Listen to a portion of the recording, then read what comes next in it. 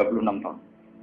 Juga banyak riwayat yang bahkan secara detail saya mencium turba, di mana nanti cucuku terbunuh di situ. Apa kamu gelisah Muhammad? Iya. Kata Jibril, jika kamu mau, saya tunjukkan di tanah mana nanti cucumu akan dibantai. Itu riwayat jauh sebelum Said Husain dibantai di Karbala. Termasuk riwayat-riwayat yang se-ekstrim ini. Jadi ini kan terus ngaji kalau tinggi-tinggi bahwa nanti pada akhirnya sing mlebu neraka iku ora wong dolim tok, termasuk kita-kita sing saleh. Jadi sempat masuk swarga.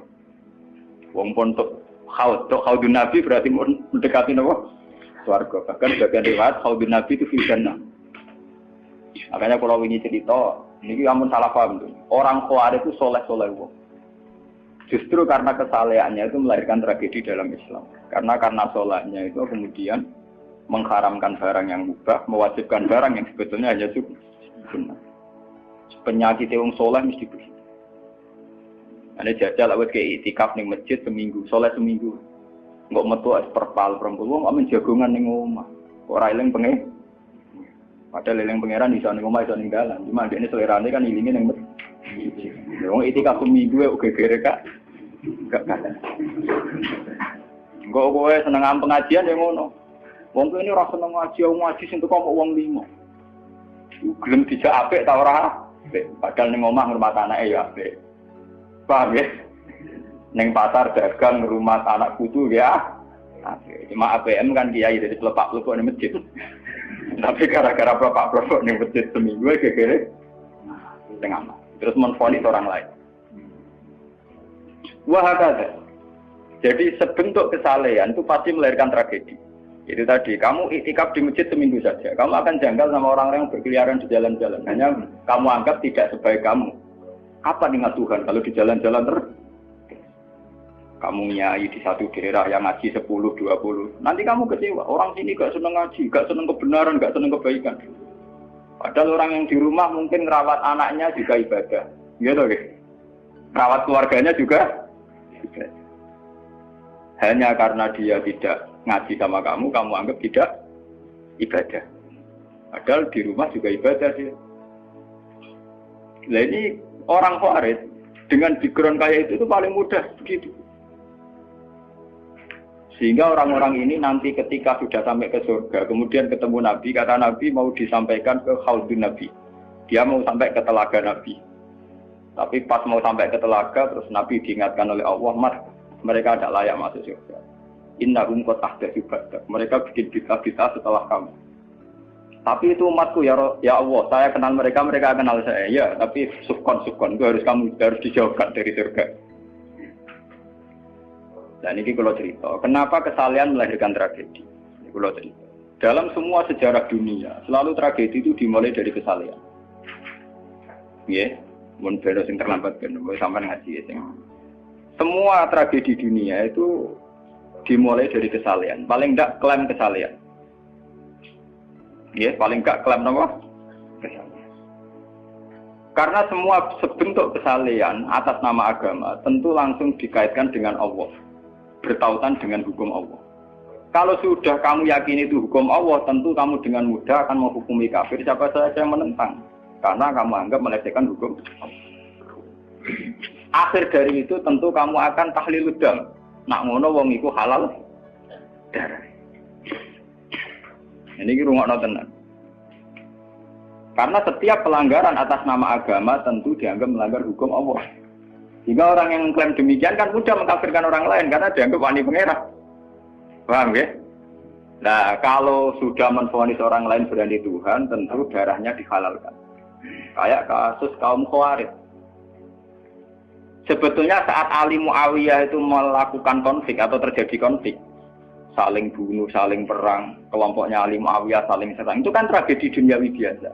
Dalam hidup pasti ada gejolak, ada demonstrasi, ya, ada perebutan kekuasaan. Sebetulnya itu kan fenomena sosial biasa. Misalnya kiai drengki-drengkinan, maksudnya kiai drengkinan bakul bakso kan enggak. Bakul bakso drengki-drengkinan enggak bakul. Orang malah bakul es rukun. Tidak bisa kamu logika panas musuhnya adem, bakul bakso jejer bakul es rukun. Mergo bar mangan bakso tuku. Tapi bakul es padha ademe tukaran. Mergo saingan, iku nunjukno nek saingan sak jenis. Mulane kaya aku rada aman. Mergo sing nyaingi aku kudu alime sekali beraku aman. Paling wong saingi ade aku adir wis lho, Pak. Padha kelas-kelas ringan kan musuhe ke kelas. Ora nek nak ngalim tulisan kaliber. Dadi rapati di musuh. Ada ngalime kaliber terus fasilitas biasa. Wong rapati nyucu, wong rapati hormati, wong ape drengki apaan? Wong kula yo mak turu temangsang ning kos drengki apa? Mun kula elmoni ya, dadi wong rapati drengki mun kula elmoni. Dadi ngalime kaliber fasilitas biasa. Wah aman. Lha kok iki? Aman, itu istihad. Jadi untuk menjaga keamanan. Ngalime ra kaliber nek dadi wong nyucup wong dobar, mesti wong mencep. Alim sepi kok wong dobar wis gegere gak karuan. Niku termasuk strategi ngadepi napa prahara. Artinya sakit di ilmu sebenarnya secara ijtihad itu bisa napa? Bisa ten. Lalu kulon biasa lama-lama tenggelam kulon mereka ngumbal be anak kulon. Enggak, nggih biasa ana mobil direm kes mung ke bareng kula. Kak, lagi ben kes. Kula betul mobil. Nah, ono omah muter pirang-pirang. Nah itu memang gitu ya, karena kita trauma dengan sejarah. Ketika Khawarij meyakini Ali melahirkan sulmatan fiddin, melahirkan pencitraan agama. Salmatan fiddin atau sulmatan fiddin itu pencitraan agama. Muawiyah juga dituduh demikian, salmatan fiddin. Akhirnya orang Khawarij lewat kelompoknya itu ada sekelompok orang yang ditugasi membunuh Ali, ditugasi membunuh Muawiyah, dan ditugasi membunuh Amr bin As di Mesir. Semua tokoh-tokoh besar Islam itu melahirkan tragedi Islam, harus dibunuh semua. Itu yang keputusan gitu itu lewat kesalehan. Mereka orang-orang soleh, orang-orang khusyuk, senang iktikaf, senang zikir. Dia punya keputusan sing lahirno tragedi dalam Islam. Makanya kamu jangan kaget, kenapa di Irak itu banyak perang saudara, di Mesir, di Sudan, di Khartoum, di Darfur, di Somalia. Itu kalau sudah perang berani mati, karena mereka mengatasnamakan agama. Nah, kalau agama berarti merasa dia punya titah Allah, titah Tuhan. Sehingga kelompok lain, ya orang Sunni, Bantai, Syiah, Ahmad Sunni itu biasa. Makanya kita disyukur, kalau bolak-balik kita harus syukur sebagai bangsa Indonesia. Bangsa Indonesia di filosofi berdoluri, soalnya bergeremeng-geremeng ngelas yang berduri, orang terus ini itu syukur jadi wong Jawa. Cari rasa cocok, mau grudal, misalnya rasa-rasaran kiai beda partai yang mau grudal, bagus sekali. Karena ada sampai pembunuhan. Paling banter sing dikisih pelatihan ngirim tarmihim. Ayo tak pikir ramahan gitu, tak pikir kode ramahan tindak, tak pikir. Ya paling misalnya mati dikijab yang ngeluh sidik-sidik orang anti mati. Paham? Semenjak itu tragedi itu tidak dimulai dibunuh non Muslim, tapi dibunuh orang Islam. Semenjak peristiwa Ali Muawiyah. Dulu Umar itu matinya masih keren. Umar itu dibunuh oleh seorang Yahudi, Abu Lulu, seorang Majusi, Abu Lulu al-Majusi. Era Utsman banyak riwayat mengatakan yang membunuh itu banyak yang tidak Islam. Tapi era Ali, Muawiyah sampai Said Husain itu yang membunuh orang Islam semua. Bahkan sulahahum, orang-orang yang kategorinya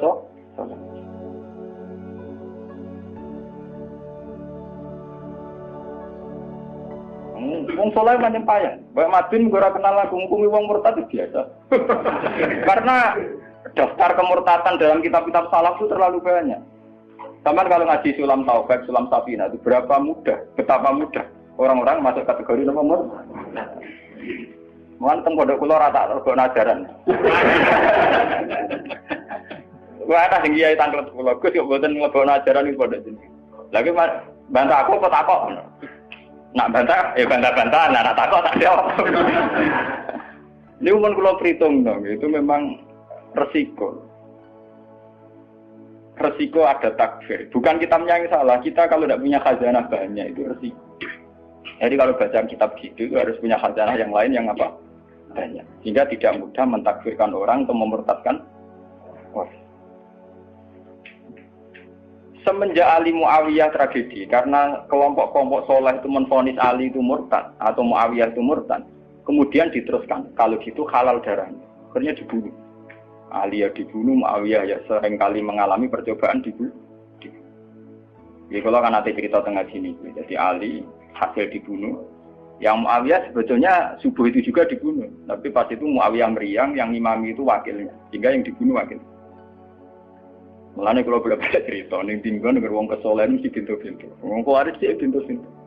Wong ngongkon killer, ngongkon pembunuh bayaran kok tarife ngene to. Lah Muawiyah ki sapa? Pokoke sing imami subuh.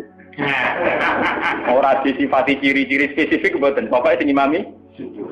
Lah Muawiyah subuh priyak. Lah wong imami dadi materi. Wong apa jenenge? Apa itu istilahnya tugas-tugas yang super bahaya kok tarifnya pokoknya sing subuh. Wah kemproh. Wah raine sing piye kotak ta piye ta metune sing piye. Kok model polisi diseketase. Ora tarifnya pokoknya sing imami. Imami ya meriah. Nasibe apik. Jadi ora pembunuh profesional. Walhasil semenjak itu tragedi dimulai dari takfir. Setelah itu ada era Muawiyah punya anak Yazid. Yazid ada isu dia senang nyabu, senang ngeflek. Dia orang yang nakal saat jadi pemimpin. Orang Islam si sholat tersinggung. Wong kok dipimpin wong dolim. Orang Islam ekstrem wong kok dipimpin wong ra sholat, wong ra bener kok mimpin wong bener. Akhirnya Madinah bergejolak. Madinah bergejolak ini kemudian banyak yang mervokasi Said Husain supaya ngambil alih kepemimpinan sinten. Sampai nak cerita ini tragedi kesalahan. Walhasil Said Husain akhirnya lewat bantuan orang-orang Kufah. Orang Kufah itu saat ini dari wilayah Irak. Ya. Jadi kayak Kufah, Asfahan, terus Nahawandi itu ikut wilayah Irak dulu. Ketika Irak pecah dengan Iran, ikut wilayah apa? Iran. Dulu yang situ semua itu namanya orang dulu kalau bilang Kufah sama Basra. Gitu, makanya kalau di kitab-kitab Nahwu semua kitab salah kalau bahasakan kawasan itu, kalau tidak kawasan Kufah ya apa? Basra. Sekarang di bahasa internasional lebih dikenal Irak semua. Tapi kalau dulu orang bilang itu Kufah, Basra, Nahawandu, Asbahan, Khurasan. Itu kan di kawasan itu. Dan Rosamban. Orang-orang Kufah datang ke Madinah. Ya Husain, karena yang dituduh zalim, kita-kita yang nanti di Kufah siap membeat jenengan jadi khalifah, siap dukung jenengan jadi apa? Khalifah. Ini ku mengkudeta kepemimpinan ya Yazid. Said Husain sebagai orang senior, beliau konsultasi sama Sayyid Ibn Abbas. Ibn Abbas itu pernah paman, karena Ibn Abbas itu misananya Nabi. Ya Ibn Abbas itu kan misananya sinten Nabi. Beliau itu sugeng nanti era Said Husain ya. Ibn Abbas sugeng nanti era Said Husain. Ketika Said Husain konsultasi sama Ibn Abbas, dihentikan ini. Yabna ammi, al-Kufah la tafi. Sopo sing ape dukung kowe? Tiang Kufah ya ammi. Wong Kufah atau jujur. Wong Kufah itu bulet gak welet. Al-Kufah la tafi. Wong Kufah nak janji atau nepa? Nepa. Dulu kayak kawasan Kufah ini sampai kalau cerita sejarah, ben sampean roh. Kan tiap daerah kan terkenalan dewe-dewe. Ono daerah terkenal Bedol Guri, ono daerah terkenal Badoan. Ibu tenan ora tiap daerah kan terkenalan dewe-dewe. Yang repot terkenal Bedol Guri, ono terkenal kayak Madura, Badoan, ono terkenal daerah. Oh daerah kono medhit kabeh. Nah, kawin sudo, wah wani wong lanang kan tiap daerah deh. Dia terkenalan sendiri-sendiri. Paham ya? Karena perilaku budaya orang mesti diciri. Nah, itu di era itu Kufah itu punya ciri khas al-Kufah la tafi. Wong Kufah mesti ora ju, tenang. Walhasil akhirnya Said Husain minta maklum ya, minta supaya dimaklumi. Ya Ami, saya ini sudah bertekad untuk menuruti permintaan orang-orang Kufah. Jadi meskipun paman saya melarang, saya tetap berangkat. Kata Ibn Abbas, ya sudah kalau itu jadi keputusan kamu. Mulane Said Husain terkenal Said sing brengkel. Mulane kena dititeni. Said sing turunan Husain, ini rata-rata brengkel-brengkel. Nggih, kados orang Iran itu rata-rata Saidnya Husain. Kados Abdul Qadir, kados Said Muhammad itu Al Hasan. Makanya kalau Said Muhammad itu Al Hasan rata-rata karena Said Hasan dulu itu yang punya keputusan amul istima, jadi tidak mau perang, sehingga era Said Hasan yang dikatakan amul istima, tahun bersatunya umat. Era Husain betul. Walhasil wala-wala cerita Said Husain kersok dibawa orang Kufah menuju Irak. Pas sampai Karbala, itu Said Husain bilang gini sama pengawal-pengawalnya, ini sampai mana? Ini Karbala ya Husain. Saya Husain hadhihi karobun wa bala. Ini karobun, kesusahan wa balaun dan tragedi ujian. Delalah pasukan yang dikirim Yazid bunuh Sayyid Husain ya pas dimuti Karbala. Dan itu yang diperingati orang Syiah di 10 Muharram, yang disebut tragedi Karbala. Makanya bendera-bendera Syiah itu tulisannya ya Husain, karena orang Syiah meringati hari meninggalnya Husain itu jadi hari suci betul. Hari besarnya orang Syiah itu hari tragedi Kabupaten Sinten Husain, yaitu di Karbala. Nah kemudian versi cerita itu bulat. Kalau versi Sunni, karena sini model Kiai Indonesia, model versi Husnudzon, itu jari ini pengawalnya Muawiyah itu tidak disuruh bunuh, disuruh konsultasi saja. Cuma mereka overacting bunuh. Sehingga dalam keyakinan Sunni bahwa Yazid itu tidak dosa-dosa amat karena tidak nyuruh nama. Tapi nak cara Syiah, nyatanya mata ini kok dikelah-kelah, mata ini ya mata. Wah semenjak itu lahirlah kelompok Syiah besar-besar. Siapa yang berbau Yazid, berbau Umayyah harus dibunuh. Kemudian dendam ini dijilmakan menjadi kelompok besar di dunia, ini Syiah. Nanti sama. Sebenarnya Syiah itu nak muji-muji kaya-kaya agama itu dimulai Husain. Yes. Wes ngono Husain belalah bin Ali. Di Nabi Muhammad, idola sentrale Ali, terus yang dianggap kesatria prajurit nopo Husain. Sehingga agama versi Syiah itu ya 3 itu, Muhammad, Husain, Ali. Karena referensi agama Syiah itu hanya ini, Ali zaman sugengnya Nabi ya terkenal pahlawan perang, terkenal kesatria perang. Husain ya kesatria perang. Sehingga orang Syiah tidak punya rujukan kecuali sejarah kesatriaan.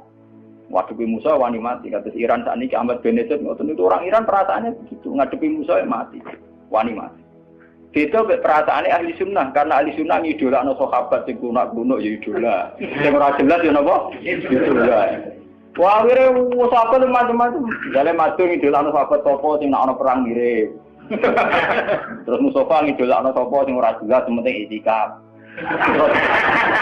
Itu kelebihannya Sunni karena ngakui semua sahabat jika perilakunya variasinya banyak. Lho tenan iku boten kuyon niku. Karena variasi idolanya napa? Banyak. Jika orang Sunni bentuke beda-beda. Mungkin dak kebeda. Mungkin dak kok sing ngene. Oh, pengamat itu ngamati salat ngono paling pusing, kok ono sing standar. Salate Muhammadiyah, PKS, Salafim di standar. Carane ono pusing. Dia ini terkenal alim. Allahu Akbar. Ono sing waswas, Allahu Akbar. Allah.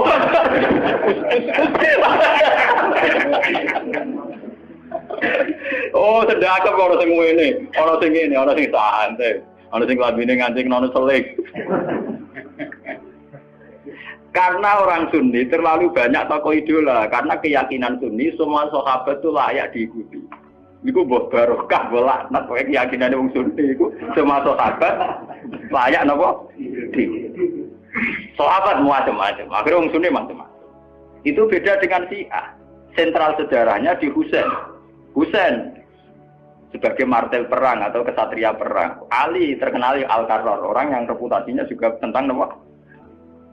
Jika dalam terminologi Syiah itu tidak ada istilah bil hikmati wal mau'izatil hasanah, sing sabar ngadepi Musa sing santun ora mahal tuh tak Jawa niku. Paham ya? Sampeyan ngerti kenapa sih acara berpikir demi nek Sunni mboten. Mau kiai iku dhisik ning daerah Abangan. Mujite sik Islam ora males. Malah dungo. Wah cerita seputar rawani tok. Seputar sabar, seputar kawan. Jarang kok Kiai Sundi wani jotosan. Jadi sejarah. Dengan sabar. Sehingga dalam tradisi Sunni itu tidak ada revolusi. Sampai sekarang. Beda dengan di Syiah. Libanon pengikut Syiah, Syria ya Syiah. Iran juga Syiah. Meskipun Syiah sendiri punya variasi, kayak Syiah Imamiyah, Syiah Ismailiyah, Zaidiyah, dan sebagainya. Tapi trennya sama, tetap menjadikan Said Husain sebagai sentral. Emang ada nonton TV kan nonton benderanya Syiah tulisannya apa? Ya apa? Ya Husain. Nah sampai idola kan buatan Husain. Idola Hasan. Saya Hasan itu rasa seneng perang. Tapi semua ya kok. Jadi ya Pak Kiai Jawa perang barang. Gerwapan didik, napa poli? Ya, jadi sejarah berulang. Ya apa-apa. Jadi perang repot. Mau yang mirip perang. Cerita. Bon akhirnya setelah era Yazid, kemudian ada dinasti-dinasti. Kemudian era Yazid karena bin Muawiyah disebut dinasti Umayyah. Orang-orang penggemar Husain karena Husain itu mendiriati Rasul melahirkan dinasti. Jadi disebut dinasti Fatimiyah. Sebenarnya dinasti Fatimiyah itu bukan dinasti turunan Husain, karena saking cintanya ke Husain mengatasnamakan dinasti apa? Fatimiyah. Ada perang. Walhasil wala-wali zaman nanti dinasti Fatimiyah itu kuasa. Ketika kuasa sempat bikin Al-Azhar. Jadi Al-Azhar dulu itu barokahnya dinasti Fatimiyah. Al-Azhar itu dari kata Fatimah Zahra. Af'al tafdilnya Zahra itu Al-Azhar. Kayak Hasna, kalau mu'anat kan Hasna. Kalau bahasa Arab untuk af'al tafdil Al-Ahsan. Jadi kalau Zahra berarti menjadi Azhar. Itu karena bahasa saja kayak Hasna mu'anat, kalau Ahsan untuk af'al tafdilnya. Jadi kalau Zahra jadi apa? Azhar. Jadi kata Fatimah Zahra. Ya sudah begitu. Artinya semenjak tragedi Ali Muawiyah itu kemudian orang Islam itu sudah perang terus sama Islam terus. Ya, dinasti Umayyah, digusur Abbasiyah, Fatimiyah terus begitu. Sampai terakhir di Seljuk kayak zaman era Bauddin Leng, Timur Leng dan sebagainya. Kemudian agak bersatu saat terjadi perang salib, yaitu disatukan oleh kepentingan melawan Pangeran Philip dari Prancis dulu saat menyerang Baitul Maqdis. Itu ada perang salib satu yang dipimpin Salahuddin Alaihi. Itu mendingan karena ada musuh. Nanti kadang musuh itu dibutuhkan oleh dari Sayyidina Imam Syafi'i ngendikan musuh yang berpikir lebih apik di bang konco. Kok konco pun arah musuh tukaran musuh dhewe, kancane dhewe. Mana sajane partai-partai Islam kudu dhewe musuh bersama. Malah bagi partai-partai dhewe Islam kah? Islam kah? Jadi mesti kalau di Indonesia dijajah Belanda ya sepakat. Pokoknya penting Londo diusir. Beda agama, beda partai musir Belanda. Jadi rana Belanda, rana Jepang ya usir-usir. Itu sejarah. Mulai dulu trennya sejarah begitu. Nah, semenjak itu sudah disebut fitnah. Kalau sudah fitnah itu la tusibanal ladzina dzalamu minkum. Yang kena tidak yang salah saja, yang soleh juga kan kena. Kalau fitnah itu sudah kena, sudah jatuh, pasti yang kena semua. Yang soleh juga ikut kerja. Akhirnya orang-orang soleh itu banyak yang meninggal.